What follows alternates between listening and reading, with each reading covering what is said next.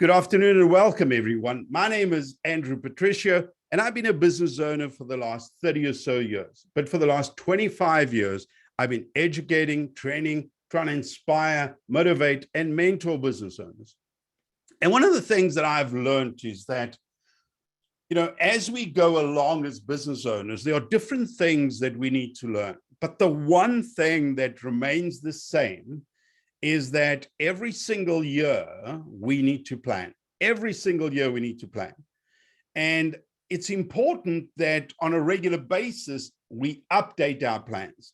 So what I'm going to share with you today are two things. One, the traditional business plan that you're going to be asked for. When somebody says to you, like your bank or an investor says, can we look at your business plan? And you submit it to them. So that's the one thing I'm going to show you. And the other thing I'm going to show you is a very simple one that you can use on a regular basis to keep you updated and to keep you focused. Because the key to building a successful business is knowing where you're going. So clarifying, this is where we are, this is where we want to go to. So some of the very, very important questions that every single one of us need to ask ourselves. And we need to ask ourselves this on a regular basis. Because what happens at different times of your business, things change. I'll give you a very good example. I was speaking to a business owner last week that I've known for 18 years. He did one of the Biz Launch courses that some of you have attended over the years. He did this about 16 years ago. And when he came on the program, he created a business plan for this business now that he's gone on to build and been very, very successful, especially the last 5 or so years. And I was speaking to him last week and he was saying to me, now he's thinking about selling his business. So in 5 years' time or over the next 5 years, he'd like to sell his business, basically get this capital gain from operating this business for the last 18 years. So what's happened is his ultimate business goal has changed. Because when he started, his goal was to build a successful business, probably. Now his goal is to build a sellable business or ensure that his business becomes sellable. So when somebody makes him that offer of 2 million or 5 million or 10 million or whatever they're going to offer him, he's ready to sell it. And this is why it's really important that you and I as business owners on a regular basis reevaluate what we're doing. We ask ourselves these really important questions. What is my ultimate business goal? And at different stages of your business, it'll be very, very different. For me, that's been in business for 19 years. And if some of you saw when I turned on the camera, it's far more mature than most people online. I will have a different ultimate business goal than other people, especially if you're just starting out. The next thing you need to think about is, what do you want your business to become? And because I've been doing this for such a long time, I've met some really successful people along the way. And I find that often they've got a very clear idea of what they want to create. They've got a clear idea of what they want to create. And usually this involves being the best in the industry. And I see it, they're very passionate, they're very, very determined, and they want to create something that is special. Here's the thing. Only you can decide that. Nobody else can decide that for you. Because some of us want to build big businesses.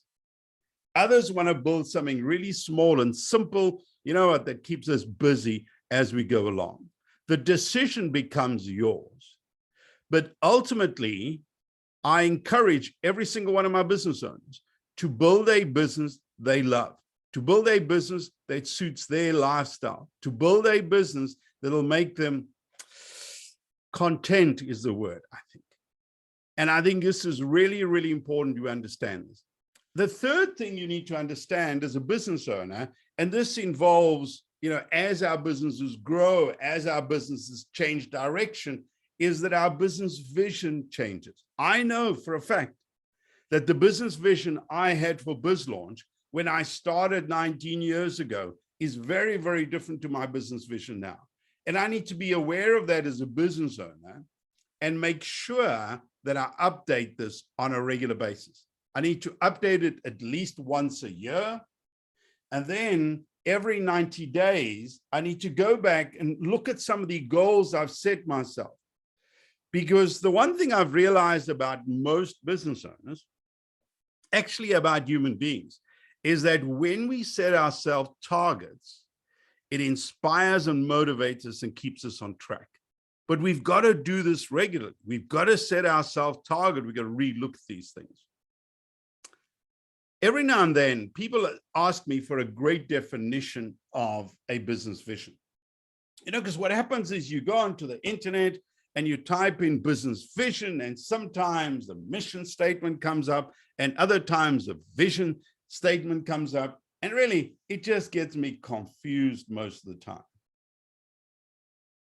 But I was in London the one time on a trip. I was going to work in Russia, and I was going through London, England. And like I always used to do, and I don't do so much anymore, but I walked into this bookstore to find a book to buy. And the books I used to buy and still buy are all small business related. They're small business related, something that I can learn from these books and hopefully teach you people. Anyway, so I went into this bookstore and I really struggled to find a book to read. Firstly, the bookstores in London, England are smaller than what we used to here in North America. And but then I found this book. It was a textbook and I bought it, and I never buy textbooks. But anyway, I bought this textbook, I think out of desperation. And actually it was quite a well-written book. I communicated with this Thomas Zimmer a few times, and we chatted back and forth on different things that small businesses were doing. But one of my favorite things in the book is he explains or gives a very nice definition of a business vision. A business vision is the picture that leaps into your mind when you close your eyes and dream about what you want your business to become. It's just over the horizon. And I think this is really, really important for me as a business owner. But I think it's just as important for you as a business owner, especially when you're looking for advice. So I'm part of a mentorship program where I regularly mentor female entrepreneurs across Canada. And one of the things that I usually want to know at the first or the second meeting is, what does this person want to create? What is this ultimately, what is this business going to look like? Is it going to operate in one city? Is it going to operate across the country? Is it going to export? Is it going to be based out of the basement? Is it going to employ people, maybe not employ people? All of these questions are questions that I want to know, because once I know where somebody wants to get to, I can then tell them how to get there. But let's use an example. Let's say somebody comes to me and they want to start a small business just to keep them busy and sustain themselves. And I assume that they want to build this big conglomerate. How could I advise them effectively without knowing what their vision is? So I encourage you as a business owner to regularly reevaluate what you want to create. Reevaluate this dream, this vision, this thing you want to create. It really helps you as a business owner, but it also helps the people around you. So when you're speaking to your employees, if you have any, or your advisors, or your banker, or your accountant, they understand where you are, and more importantly, what you want to create. And I encourage you to do this. I encourage you to go around. One of the biggest lessons I've had over the last 25 years is I've traveled a lot. I've traveled a lot to different countries. And the first 10 years, I did more traveling, more on a research basis. I would go and visit small business centers. They were running training programs and seminars. In those days, mostly seminars and training programs, and learn from them so that I could create an idea of the business I want to build. And you've got to understand the power of this. It's a very, very powerful thing. A business owner that knows where she wants to go and what she wants to create is often more motivated. They are easier to advise. They are easier to inspire. They are easier to motivate because they know what they want. So when it comes to your business, you want to create your own business vision, something that works for you. And you know what? Don't aspire to be like other people. You know what? You understand what motivates you. You understand what drives you. You understand the business or the life you want to create for yourself. So some of the questions you should be asking yourself is, what will my business look like? Where will it operate? How many people will it employ? Who will be our clients? And you want to think 5 years ahead. That's what you want to do. You want to think 5 years ahead. And the reason you want to do this is because this takes time. You know, if you're launching a new product or a new division in your business, or you're launching a new business, you want things to happen quickly. But the reality is that things don't happen quickly, especially now. I think now that we seem to be going through some form of turmoil. I don't want to use the word recession because I'm not sure about that yet, but we're going through some form of turmoil. What most of us should be doing is we should be bootstrapping. We should be growing our businesses slowly and conserving as much cash as we can, because we don't know what's going to happen next year. Is the interest rate going to be higher? Is it going to be lower? Are we going to have higher inflation rates? Are we going to go through a recession? We have no idea. So what we've got to do is we've got to be creative and we've got to conserve our cash. But even if this is the only thing you get out of today's webinar, that after this webinar, you sit down with a pen and paper and you write down the answer to these questions, is what do you want your business to look like in 5 years' time? I think it is really, really helpful. Because once you've decided, you decide, for example, I want to build a bakery business that does $500,000 a year at a margin of 80%, and we make these wonderful donuts and this and blah, blah, blah, and you create this perfect vision for yourself. That is the starting point. Because once you decide, the next part is, let me create a business plan to achieve that goal. So that's what you want to do. The business plan is basically just writing down your thoughts and the things you are going to do to achieve this vision. And this is why I say to people is, whenever you write a business plan, write it for yourself. You know, because I get these emails. People will say to me, you know, I've been told that I need to write a business plan. Who can I get it to do this for me? And I think to myself, why are you finding somebody else to do it for you? And the reason is that people think they're doing it for somebody else. Here's the reality. Let's say, for example, you participate in a program in one of your cities, in one of your areas, or you approach a bank and they say to you, we want you to create a business plan. You've got more to lose than them. Because if they give you that $5,000 or $10,000 or $20,000, to them, it's a minuscule amount. But to you, this could change your life, either for the positive or the negative.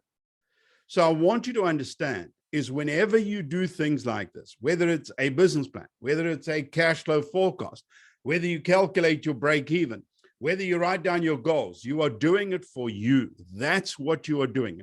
You are doing it for you. Does this guarantee success? Absolutely not. There are no guarantees.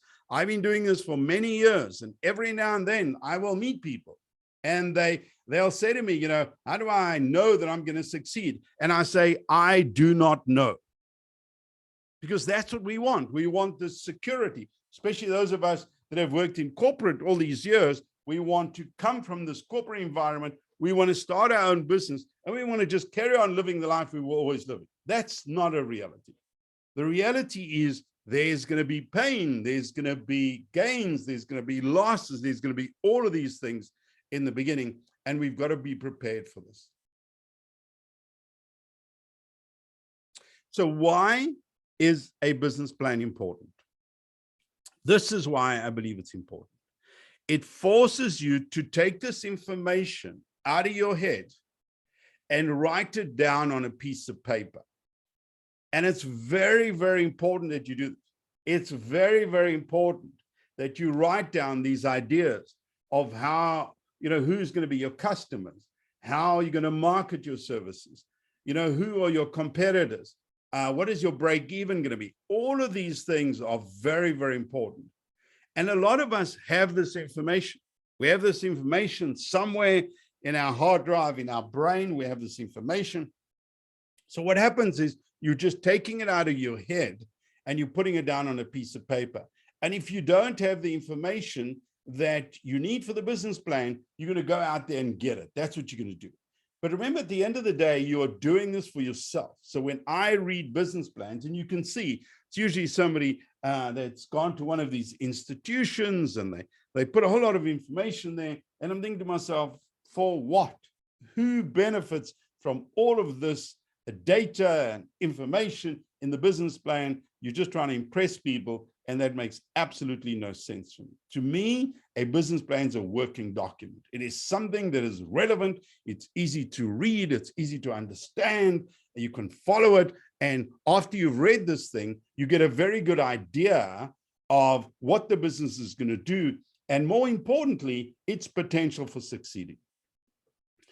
The idea with your business plan is to simulate reality and try and anticipate problems before they occur. And I see this on a regular basis. I'll walk up main streets and I'll see small businesses opening. And I think to myself, I know what's happened here. You've driven past the store, you've fallen in love with the site, and you've decided you're going to open a business here. It doesn't matter that it's going to work or not work. You're making an emotional decision. And this is what we're going to be very, very careful as business owners, is making emotional decisions. Falling in love with our ideas, falling in love with our products, or falling in love with our services. It must make sense on paper. That is the reality. So you got to sit down and actually write down the numbers. You got to sit down and create a plan. This is what we need to do. You want to base your decisions on actual facts and figures rather than your gut feel. Obviously, your gut plays a part. You have a feeling that this thing is going to be successful and things like that, but that is not enough. And this is what you're going to be careful of. And I've seen this even with experienced businesses. People that have had a little bit of success along the way eventually think they're really smart and they can base their decisions on gut feel. And I think it's a very, very dangerous situation to be in. Should you rely on your gut? Absolutely. But you want to make sure that you look at the financials too.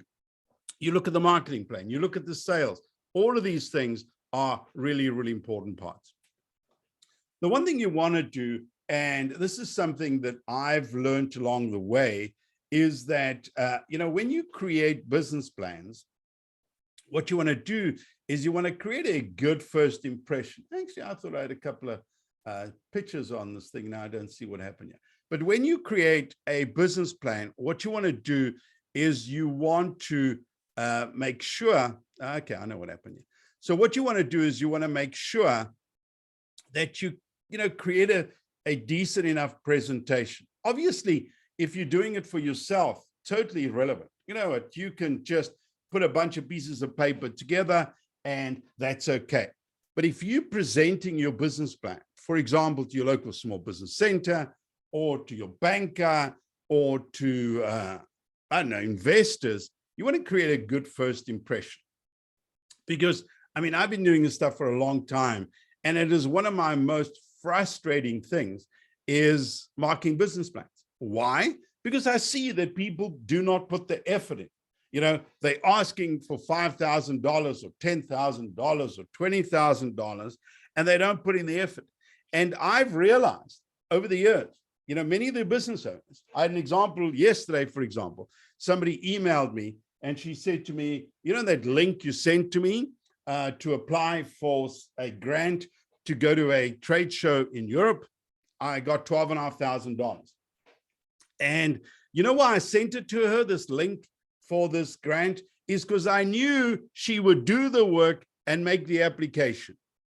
I can't tell you how many times over the years I've told people, create a business plan, submit it, and you'll get the money. And they don't do it.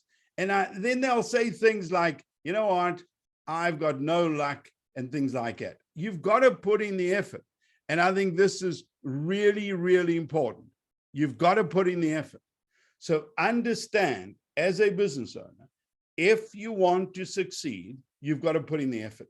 If you are going to try and raise money for your business, you've got to make sure that you create a business plan that looks professional, with a front page, with your business name, with your logo, with your slogan, if you've got one, and if you don't have, doesn't matter, leave it out. But the point is, you want to look professional. That's what you want. You want to look like you know what you are talking about. You also want to include a clear contents page. So if I'm reading your business plan and I want to take a look at your cash flow forecast, or I want to look at your marketing plan, or whatever it is, I know exactly where to go for it. So it's really important that you understand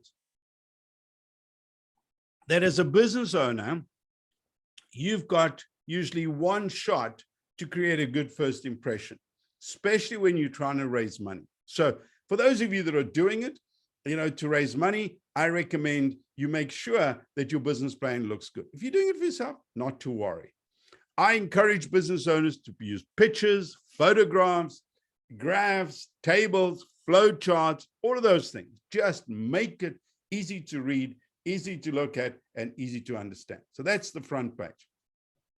Then what you want to do is you want to focus on the most important part of the business plan. This you're going to write last. So once you've gone through the exercise of creating a business plan, you're going to come back and you're going to summarize it into one page. And the best way for me to explain it is, if you've ever watched Dragon's Den or Shark Tank, when the sharks or the dragons ask these people questions, they ask basically the same questions over and over again. And you as a business owner want to answer those questions, so that if I'm reading your business plan to decide if I'm going to give you the $20,000 or the $50,000 or the $100,000 or whatever it is, I really get a good understanding of your business after reading the executive summary. And often that executive summary inspires you, especially me that reads business plans regularly, inspires me, or at least makes me understand the business model better. So I always say to business owners, the executive summary is the most important part of your business plan. And if your summary is well written, the reader will continue reading your plan. And that is exactly what you want, is you want the reader to continue reading your plan and evaluate the thing. Otherwise, what they do is they just push it to the side. Like a lot of us do, is we just push these business plans to the side and we don't worry about reading it. Why? Because it's just not interesting. It's not well written. So understand, people like me that read business plans regularly want to read good business plans. The next thing you want to do is you want to, when you write your executive summary, you want to create an interest and put in the most important sections. And the first thing you want to do, and I often say this to business owners, is you may understand a lot about your industry and about your business and what's going on, but it's not about you. It's about the reader. So if I'm reading your business plan, you want to make sure that I understand exactly what you're doing. So that's the key. I've got to understand exactly what you're doing. I've got to understand your business. I've got to understand your business model. I've got to understand how you're going to make money. The second thing I've got to understand is, why did you create this? What problem do you solve?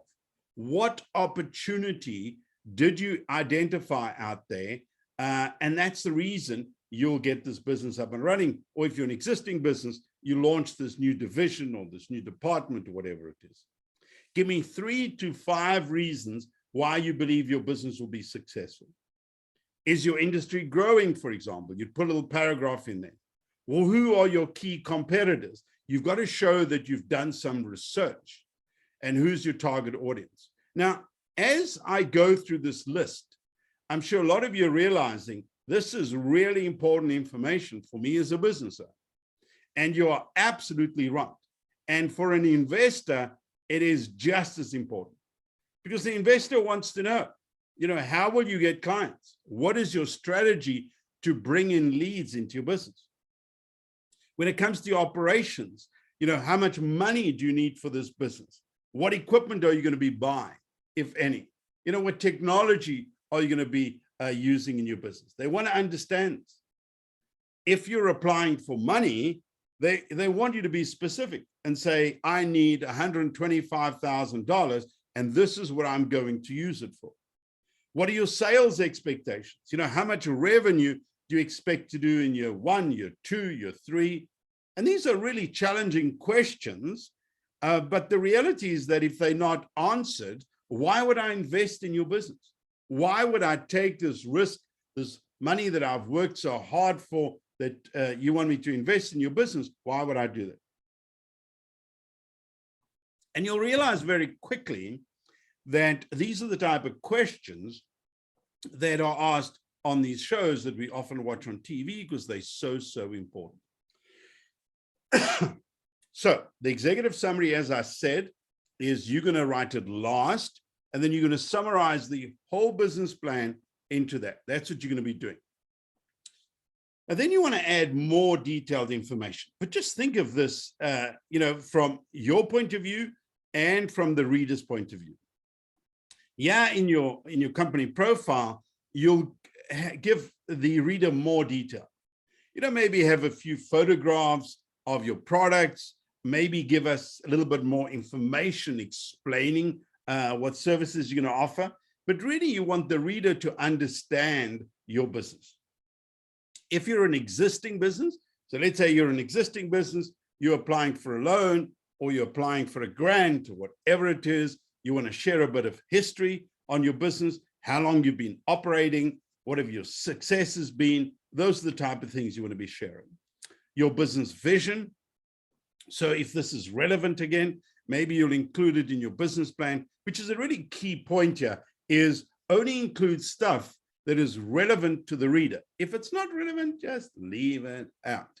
So your business vision, if you've got a mission statement, if that's a really important thing for you, you've got it on your website, you've got it on your wall, and everybody knows that this is our mission, that we want to change the world, we want to influence the environment, we want to only sell local, or whatever it is. And if this is an important part of your story, I would include it in your company profile. If not, just leave it out. One of the key things that we always look at when we're reading business plans is, what is the management experience? And if any of you are trying to raise money from one of the banks, this is usually a red flag. So if somebody comes to us and doesn't have any experience in the industry, we get a little bit anxious because, a lot of what you learn in a business is by working in it. So often business owners will come to me, especially brand new business owners, and I'll say to them, do you have experience in the industry? And they'll say no. And I say to them, you know what, if I was you, I would work in that for a boss, maybe for a month or 2 or 3, just to get some experience. But just so you understand, this is quite an important thing when it comes to the banks. The banks want to know that you've got experience in the industry. Your business legal structure, are you going to operate as a sole proprietor? Are you going to operate as incorporated company? And do you maybe, for example, have any patents or trademarks? Most small business owners don't have this, but if you had any of these things and could benefit the business, you want to put that into your business plan. What are your business goals? So maybe you could do that, write down some of your goals over the next 6 months, next 12 months, over the next 3 years. And you can see what happens is when you answer these questions, it makes you a better business owner. For example, the legal structure. Maybe you've thought about this, but maybe you haven't thought about this. Maybe this is an important question. Maybe it isn't an important question. It really depends on your business. If it's important, you include it in the business plan. If it's not, just exclude it.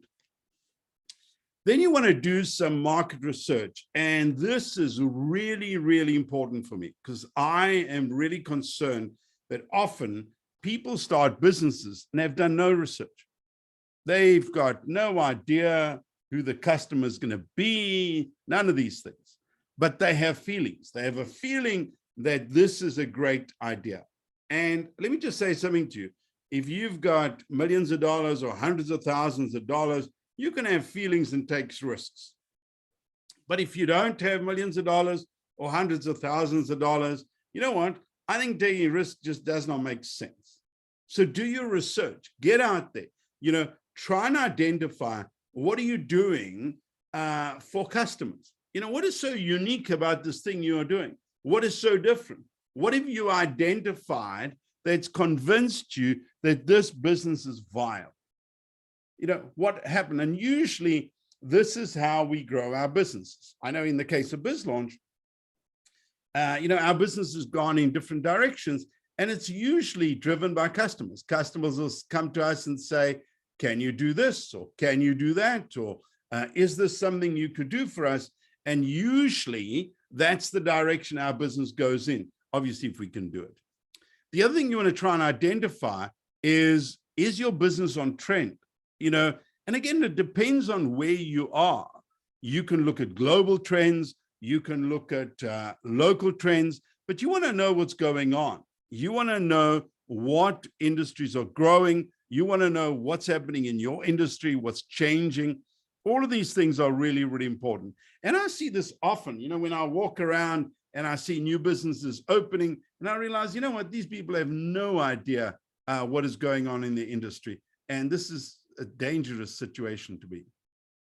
What is the industry potential growth and outlook is something you want to look at. How large is the market for your product or service? And sometimes this is a simple visit to your local library, going to the business department and asking them if they've got any statistics specifically about your industry can solve the problem. Or going to your economic development at your local city and saying, you know what, I'm looking for some demographics about this area. But the point is, you must understand these things. Just like I said earlier on, there are no guarantees, but you want to try and limit the risk as much as possible. The other thing you want to identify is who are your direct competitors? So who else sells a similar product or service to you? And what are their strengths and weaknesses? You want to do research on this so that you can find out what differentiates you. Think about it. What are your competitive advantages? If I was sitting down in front of you and I had an option to buy from your competitors or the 2 or 3 of your competitors and you, why would I rather buy from you? What is it that makes you different? What is it that makes you unique? What is it that makes you special?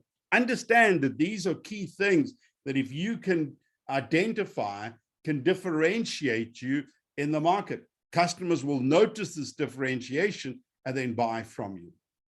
Maybe go out and do some research on your competitors, create a little table and maybe put 3 or 4 competitors and put it into your business plan. Here's the thing, who's going to benefit from this? You are going to benefit from it because you'll understand your industry more. Then what you want to come up with is your target customer profile. Basically, who are these people that can buy your stuff? And every now and then people will say to me, well, everybody needs my stuff. And that may be true. But the reality is that you can't market to everybody. You can't phone everybody. You can't. So rather be more specific, go after the customer that's got the potential to buy from you soon is my advice to you.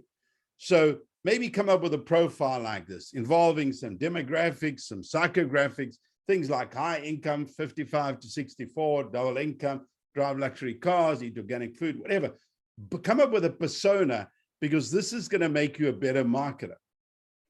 If you're selling business to business, you want to go through the same exercise. You want to try and determine which business customers you can supply better than anybody else. And we have that same situation. Every now and then, companies will approach us and say, can you do this for us? And we're very honest. We'll say, no, you know what, that's not our thing. We recommend you get somebody else to do that because it's not our business. And the reason sometimes you have to do this is because you want to be known for something. That's what it is. You want to be known for something. And in the case of BizLaunch, we want to be known as the experts in training, inspiring, and motivating entrepreneurs. That's what we want to be known as. So when people think about small business content, online, offline, we want them to approach us. Otherwise, we create confusion. If we're doing too many different projects, too much stuff for too many different industries, people want to know, what do they actually do? When it comes to your marketing, what is your pricing strategy? Are you going to be the cheapest in the market? Are you going to be the most expensive in the market? What is your strategy? What is your brand positioning? What do you want people to think about when they walk into your store, when they hold your product, when they buy your service? Is it premium? Is it not so premium? Is it middle of the road? You've got to decide as a business owner. And then you build your brand around that. How will you promote your products or services? So, every now and then I'll be on some of these programs and people will say, well, I'll just create Facebook ads, or I'll just use social media, all that type of stuff. And I realize that they don't realize how hard this stuff is. It looks so easy. You take $100, you put Facebook ads, you get customers. The reality is far different to that. So as a business owner, you want to think these things through. You want to think about your marketing objectives. You want to think about your online, your offline marketing strategy. You want to think about, what promotional plan you're going to use and what your advertising budget is. These are all things that make you a better business owner. When it comes to your operations, if that's an important part of your business, for some businesses like mine, the operations part is not even that important because we have very little equipment. We use very little technology. So basically, it's more about doing than the operations. But for some of you, it could be really important. For example, what's your business model? How will you sell your products or services? Is it online? Is it offline? Is it a combination of this? How do people buy your stuff? All of these things you need to think about. Your location. If you're going to be operating a retail business, location is very, very important. And your decision will be influenced, or the business you build will be influenced by the location you're in. And sometimes it's a tough decision. When you go to side street where the rent is much cheaper compared to a main street where the rent is far more expensive, this could influence your decision. What will influence your decision is your target market. How do they get to you? Those are the type of things that will influence. When it comes to e-commerce, the easy part of e-commerce is building the website. The difficult part of e-commerce is getting people to your website. And understand that just putting up a website is not a business. Putting up a website and then drawing traffic to it is some of the important things. Do you have any unique technology or software? Maybe you're building an app, or I don't know, whatever. There's just so many business models out there. The people, for example, that could be very important. If you're building a business that requires, a management team and requires employees and advisors, I would include information about that in your business plan and think this process through. Or for example, if you're building a business that is in the production, maybe creating a flow chart showing the process would be a good idea. Again, you want to think these things through, and also the people that are reading your business plan, you want them to understand. The next part for me is very, very important, is the financials. And I find that a lot of business owners want to try and avoid this part of the business, especially in these startup stages. And the reason is because, firstly, it's very difficult to predict the future of, for your financials. And secondly, financials are hard. They really are. I was speaking earlier on about economists and predicting what's going to happen over the next 2 years. I mean, these are experienced, educated people that can't predict the future. When it comes to creating a business plan, we're asking you to predict the future. the first thing you want to focus on is your startup costs. So how much will it cost to get your idea up and running? If you're an existing business and you're going to be scaling and growing, how much money do you need? What stuff do you need to buy? You want to think about those things. So that's the first thing, because that's going to influence how much money you borrow. And also it's going to influence your cash flow statement. So that's the first thing. The second thing you want to think about is your cash flow. And for me, this is really, really important in the business plan, because I want to know, if I'm lending you money, for example, is how are you going to pay me back? That's the first thing. I also want to know if your business idea is viable, so based on your forecast of sales. I always say to business owners, when you do forecasts, make sure, especially for sales, make sure that you're conservative and realistic. So I would be as conservative as possible. That's also my nature when I create business plans. The advantage you have is, if you're an existing business, you can use previous year's numbers and take seasons into consideration. I know, for example, our business is very seasonal, so it's quite a key thing because it has an impact on our cash flow. And usually, if you're going to a bank to raise money, they will probably ask you for a 3-year cash flow forecast. Now, for some of you, you're going to really struggle with this. And if you're going to struggle with this, what I recommend is you get an accountant to help you. They work with numbers all the time, and I think it's money well spent to spend a bit of money on an accountant to help you do a cash flow forecast. But I recommend you understand exactly what they're doing. The next thing you want to calculate is your break-even sales. So to calculate your break-even sales, so how much revenue you need to generate every month or every year to survive, what you do is you take your fixed expenses and then you divide by your gross profit margin, okay? So that's for a retail or an e-commerce business. A really simple formula, but a very, very important formula, because you want to know how much revenue you need to generate every month or every year to cover at least your fixed costs. If you're going to be selling a service, you want to take your fixed expenses. I like to include a salary in my calculation and divide by my hourly rate or the amount I charge for my service. So if I was doing landscaping services, let's say my fixed expenses are $10,000 a month, including my salary, and each job that I do is $1,000. I would take 10,000, divide by 1,000. That would give me my break even, which is 10 jobs a month. So it gives you a number that you can either say, well, this has got the potential to succeed, or on the other hand, this number is too high. And I've seen recently very experienced business owners, or one specifically that I was working with, that didn't take this seriously. And it really concerned me, because I think in his own mind, he was trying to justify his business model and was underestimating his break even. And I don't think it's a good decision. I would rather overestimate my break even than underestimate my break even. The other thing you can do, and the banks will often ask you for, is an income statement forecast. Again, what is your revenue, your cost of sales, and your expenses going to be for the next 3 years? So depending on the organization, depending on the institution, they may ask you for more or less things, but at least the cash flow they always want.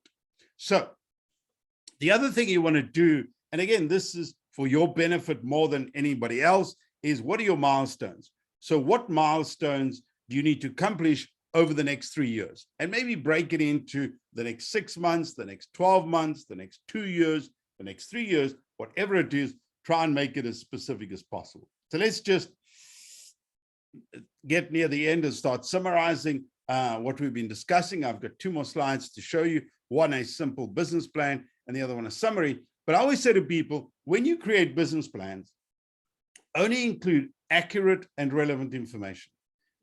Nobody benefits from you putting, guessing things and putting random numbers that you're not even sure if they make sense. Don't put it in there.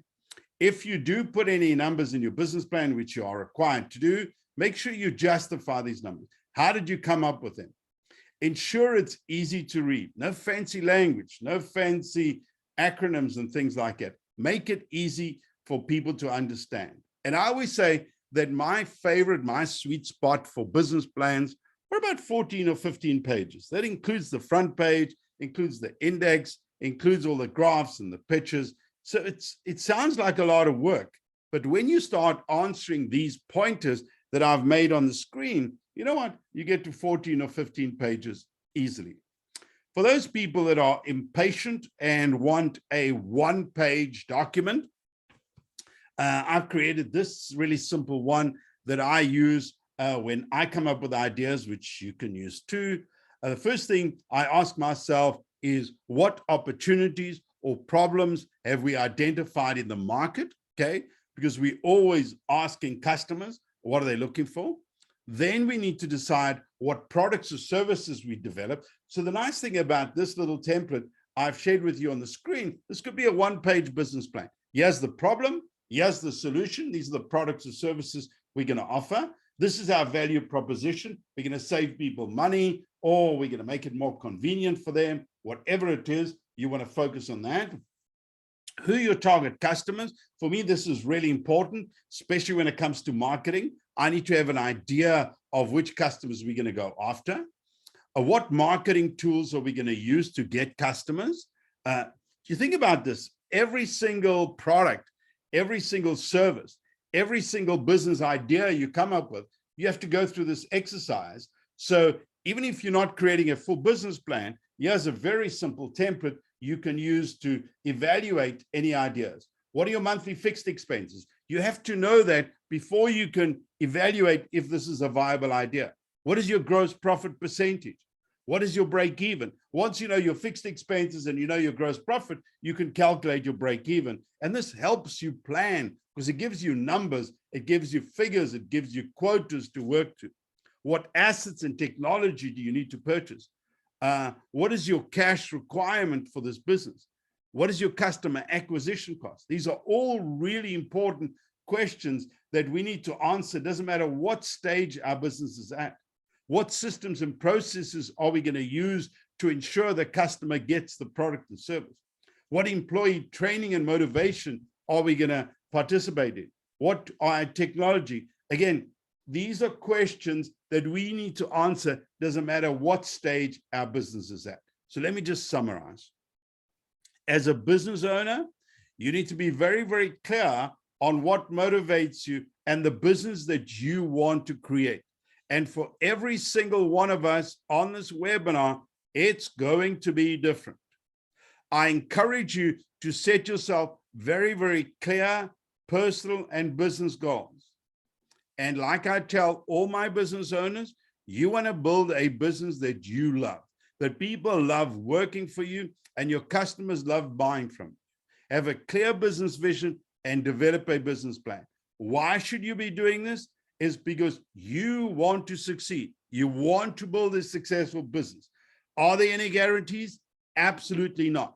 Does the business plan help? There's no doubt in my mind that once you've gone through this business plan, you've got a much better idea of whether your business is going to be a success or not. And you can identify the gaps, the things that you haven't done yet that you need to understand before you get your business going. If you're a new startup, if you're an existing business, before you launch a new product or service. And I believe if you do this exercise, it's going to make you a better business owner.